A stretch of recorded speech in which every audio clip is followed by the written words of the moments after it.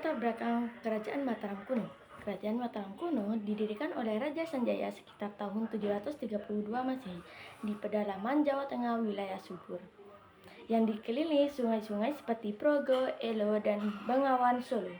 Didukung pertanian subur di aliran sungai, kerajaan ini diperintah Wangsa Sanjaya Hindu dan Sailendra Buddha mencapai kejayaan lewat pembangunan Candi Borobudur atau Prambanan, lalu pindah ke Jawa Timur akibat letusan gunung. Jawa Tengah awal terletak di pedalaman Jawa Tengah, sering disebut Bumi Mataram, yang subur dan dikelilingi pegunungan Gunung Merapi, Merbabu, Sindoro, Sumbing di utara, Pegunungan Serayu di barat, Gunung Lawu di timur, serta Laut Selatan dan Pegunungan Seribu di selatan. Lalu Jawa Timur akhir berpindah ke lembah sungai Brantas dan Bengawan Solo sekitar Jombang dan Mojokerto di bawah Wangsa Isana. Yang kedua, perkembangan Kerajaan Mataram kuno. Kerajaan Mataram kuno adalah kerajaan bercorak Hindu-Buddha yang berkembang di Pulau Jawa pada abad ke-8 sampai abad ke-10 Masehi.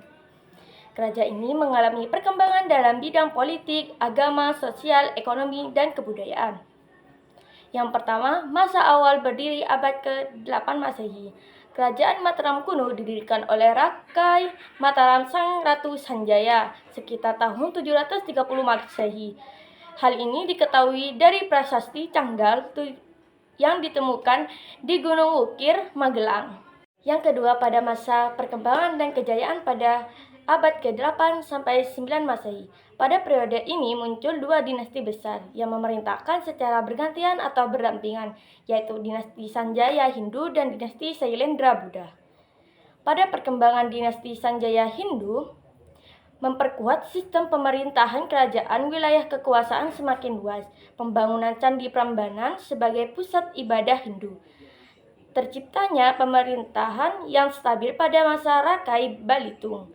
Munculnya konsep dewa raja, yaitu raja dianggap sebagai titisan dewa. Pada masa ini, kerajaan mencapai kestabilitas politik dan kemajuan budaya. Perkembangan dinasti Sailendra Buddha pada saat ini berkembang agama Buddha Mahayana. Pembangunan Candi Borobudur, salah satu candi Buddha terbesar di dunia. Terjalinnya hubungan baik dengan kerajaan Sriwijaya, meninggalkan banyak prasasti berbahasa Sanskerta. Pada masa ini, Mataram kuno mengalami kemajuan pesat dalam bidang seni, arsitektur, dan keagamaan. Lalu masa kemunduran dan perpindahan abad ke-10 Masehi. Pada abad ke-10, Mataram kuno mengalami kemunduran karena persaingan kekuasaan internal, kemungkinan bencana alam, letusan Gunung Merapi, faktor politik dan keamanan.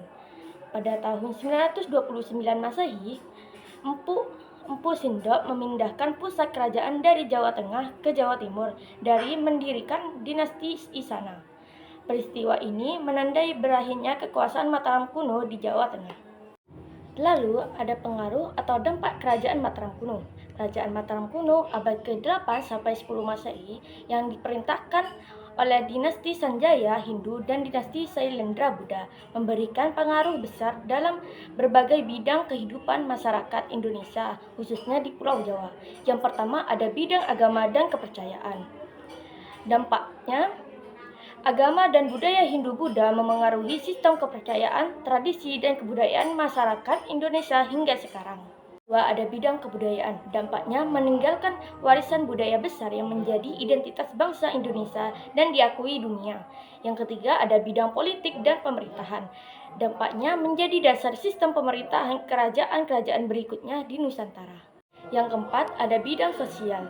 Dampaknya, struktur sosial masyarakat menjadi lebih teratur meskipun ada perbedaan kedudukan sosial. Yang kelima, bidang ekonomi. Dampaknya, meningkatkan kesejahteraan masyarakat dan memperkuat perekonomian kerajaan.